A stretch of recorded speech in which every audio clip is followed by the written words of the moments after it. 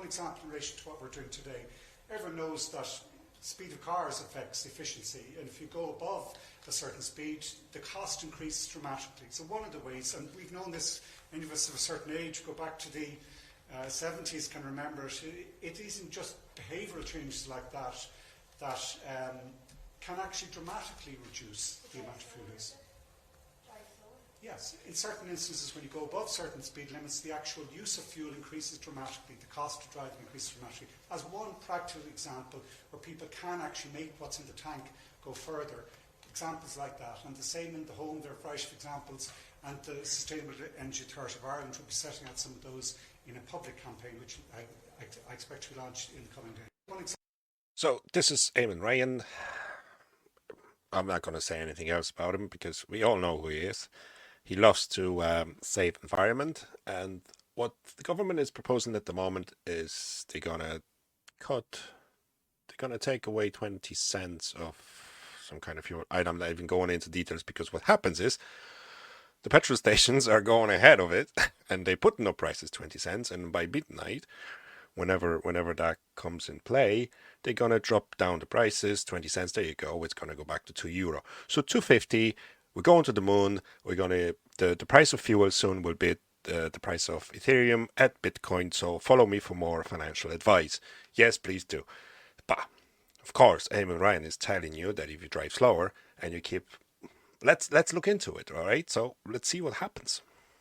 So only today for you, for my lovely listeners and viewers, I'm just gonna read out some text from the internet. So maybe you'll understand what's going on. You know what Eamon Ryan is trying to tell us. They're not going to lower the prices. They're going to cut the excise duty there on certain types of petrol, but they're not going to stop the prices going up. So as I said, 2.50, €3 is coming, and you can put the bets down in the comments there. So if we hit €10, my God, party. Then you can take the mortgage and you can pay for your full tank of gas. Does driving slower actually save you fuel? However, right, okay, well that entirely depends on what speed you're meant to be doing in the first place. So if you're driving on the motorway, going slower technically saves fuel because at high speed your engine needs to work harder to overcome drag from your wind resistance, your tires and transmissions, and that drag increases exponentially the faster you go. Reduce your speed, then less power needs to be expended to overcome the drag. However, traveling at a slower speed also means your journey takes more time, so your engine is burning fuel no longer than it otherwise would. Common sense informs most people that crawling along a 20 kilometers is not an efficient way to drive a car. My auntie. So a big part of driving efficiently comes down to identifying your car's most efficient speed, which is the sweet spot between where both travel time and drag each have the less impact on fuel economy, as this drive showing that the optimal speed around 80 kilometers an hour mark. So basically driving in Dublin, the speed zones with 30 kilometers an hour are no longer in use, and that's going to be explained by Eamon Ryan in further exposes. So basically, I'm not trying to be funny or anything, but maybe I am. Driving 80 kilometers an hour through Dublin or Cork or Waterford or even Carlow, it's going to save you fuel. Okay. But there's a very interesting answer on Quora, which I'm going to quote you now. So fuel consumption is energy per distance. Energy over distance is force. Well, I remember that from the physics class. What is force? It's simply the force needed to drive. It's not quite as simple because you have to multiply by the engine's efficiency factor.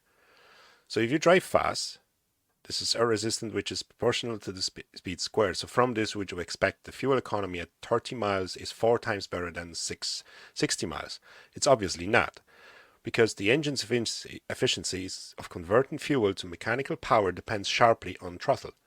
Engines are very inefficient at small throttle opening, so if you drop the gear, well, you know what's happening. And car needs expand only about 5 HP to go 5 horsepower to go 30 miles per hour, about 3% load. So basically, uh, it makes clear that the 25% of load, the amount of fuel needed to create horsepower of energy, is twice to 3 times more than a full load. So the optimum too fast and the quadratic dependence of air resistance gets you. Too slow and inefficiency of part throttle operation gets you. So how to capitalize on the slower is less drag effect. You would need an engine that is just barely capable of going that fast. So imagine a car with the 5 or 10 horsepower engine. You would spend most of your driving at wide open throttle and get something like, 100 miles per gallon. On one would buy such a car though, it's too slow. So what is your car? What is your car's horsepower? But these are just things that you can find on the internet that will actually explain it to you. But basically, what I'm trying to tell you, that Eamon Ryan is trying to get his R's out of the problems he's creating because they're not going to stop with the carbon tax. And let's get into it now.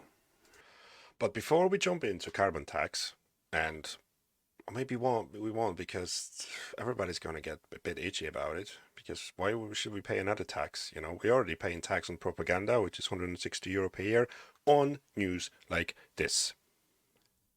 We have heard anecdotal evidence. It's all over social media. It was mentioned in the Dáil, mentioned on Liveline indeed this afternoon, that some petrol stations today have jacked up the price of petrol by 20 cent a litre and diesel by 15 cent a litre. So nobody's You heard it on Mayhem Shorts first anyway, so going to be any better off. And you've no way, but without a price cap, you've no way of dealing with that. But to reiterate, for a country that has to buy most of its own fuel, I currently don't see any way in which a price cap. Thank you, Pascal, that you just said that. For more information, check out my latest video on digging into Irish oil. And there's more coming. Oh, this is going to be fun. Could be implemented that wouldn't either cause further economic difficulties for us or may cause an issue with the supply of fuel. But to deal with your particular question there about... I think we should keep the supply at 90 days. So the last fuel we bought would be the last December at the price less than €2. Okay, keep it coming, Pascal. Rising cost, David. Look, I've accepted from the very start in making the case for what we are doing that we do expect to see further prices, and we do expect that this further price increases, and we do understand that this is going to have an impact on so many. I fully appreciate that. But what we are doing here is making an intervention that will lead to those prices rising less than would have been the case if we hadn't made the change. So basically he's saying that they're not going to stop raising prices like any other countries, and basically they're just going to slow it down a bit. And what they're going to do, they're going to slap you not as hard but more often. Tax that we have, and as I said, that's between €9 and €13 for a tank of fuel. And I know for many they want more. I know for many this is a fraction of the cost that they're concerned about, but it is an important intervention from us to help with this rising costs, because no government is in a position to insulate all of us from the kind of pressures and kind of changes that are now happening across the world. 90 days when we bought fuel, there was no war in Ukraine. And maybe capping the fuels, capping the price. Will they do it? There's a good question, isn't it? Thanks for watching. We'll talk to you later.